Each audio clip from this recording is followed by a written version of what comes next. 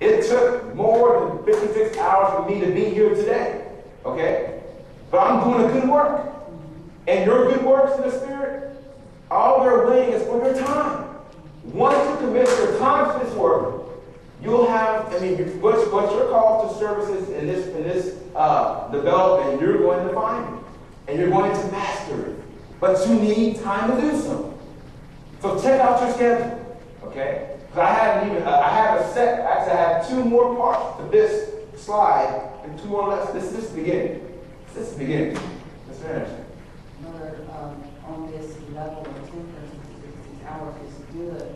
But for those who struggle, maybe you're at the level of faith. Start with the 17. Yeah, exactly. If you start faith. Yeah, because everybody, they're not at the temperance level. Exactly. So you're at that first of 3 degrees of faith and virtue and hit that 17 hours and focus on that. Yes. And then when you get to the level of temperance, that 56 hours won't be as hard as you may think. But see, that's a good point. The fact of the matter is, if you start with that 17 and you are progressing, it's an actual progression. It's not going to be, okay, I'm here. What? 56 hours? You should probably already be at 56 hours. So then your natural progression. Seriously. I mean, it's like you said, once you have that desire, if I was able to give 80 hours a week, I would. I would. If I could, I would. Honestly. Because that desire is there. Okay? So for those of you, wherever you're at, who say, okay, 56 hours, that sounds nice, but I have no intention of getting 56 hours.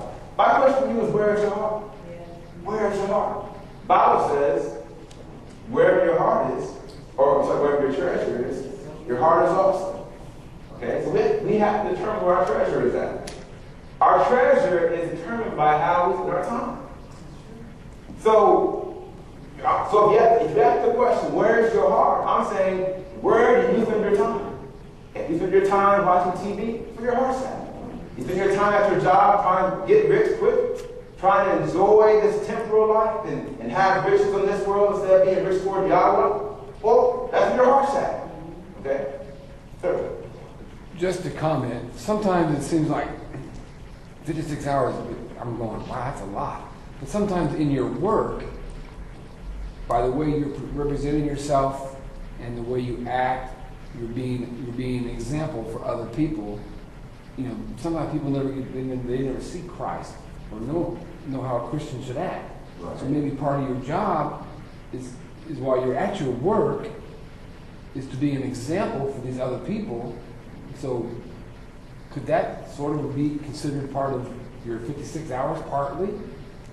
Well, see, the thing is, because you're supposed to be an example for the world, and you're supposed to go out and make disciples. Mm-hmm. And you know, if you're home working on yourself all the time, you know, trying to get yourself to that pinnacle, at what point in time are you doing the Great Commission?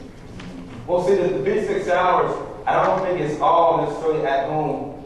Do work on yourself. Like I said, Sister, a great point. Sometimes that's your call to serve. That's not going out teaching in an environment like this, or going to a domestic violence conference, and whatever we do, we go out, and then that's part of it. At the same time, if you ask the question, being at your job, being an example, is that part of the 56 hours? Well, I'm asking you, are you being spiritually developed by being an example? Yes. Yes. I think you can be. Okay, and the answer is yes, then yes, it's part of the 56 hours. It's that simple. Okay, so if you're at your job and somehow, whether you're talking to somebody in your job or something happens to where you have experienced spiritual growth, then yes, count that. Yeah, I want folks to think that means getting 56 hours in your home on yourself, by yourself, and that's all. No, that's not it. I'm not saying that. But that is a part of it. But I said, you have to seek the Father's will. The Father will reveal to you how you will get your 56 hours. And you can do so working. We all can't be teachers and preachers, and some of us have to be on job, be teachers, be wherever we're at, and be a light to the world. Okay. And it's just how you carry or present yourself when you're out in the world to others. Others see that and draw it from you. So in a way, you're helping others by allowing your light to shine. That others' lights may shine. Yes, very good.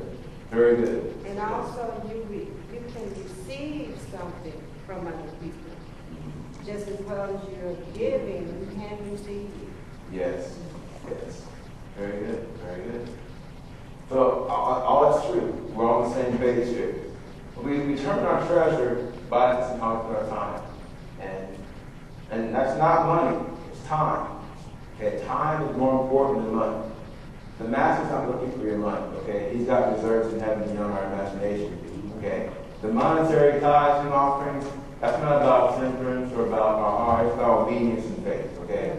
This is about our heart, okay? And the people who I think I've cherished most of my life are folks who spend time with me, okay? That's when I know you really care about me, you give me your time. It's because time is our most precious commodity. Actions speak, words are spoken. Okay, the Messiah says that these people, they draw near to me with their lips and with their mouths they do honor me, but their heart is far from me. Yes.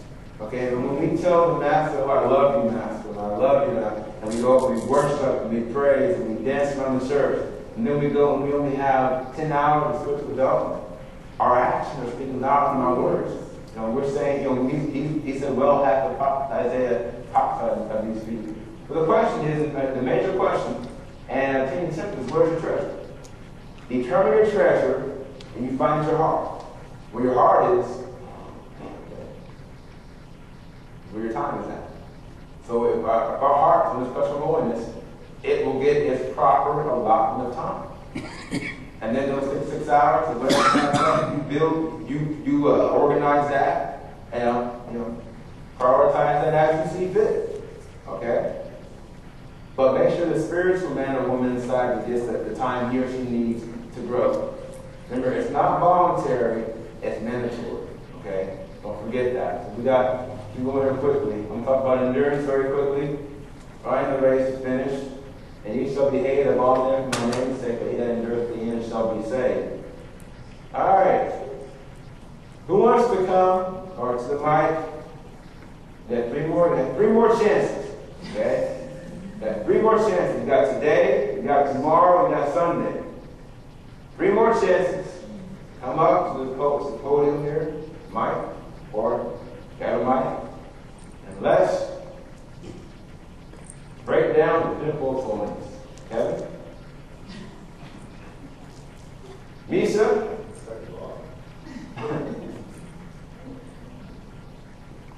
Anybody? Faith, Faith. virtue, obedience. We'll do levels first. Faith, virtue, knowledge, temperance, patience, and love. Godliness. Kindness. Love. All right, first interval. Obedience. Then godly fear. Wisdom. Very good. And so what is the application of temperance?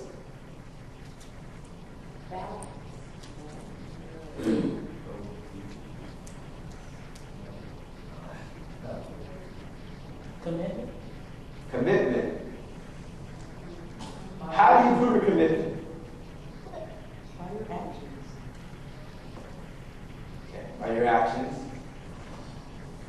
Your acceptance.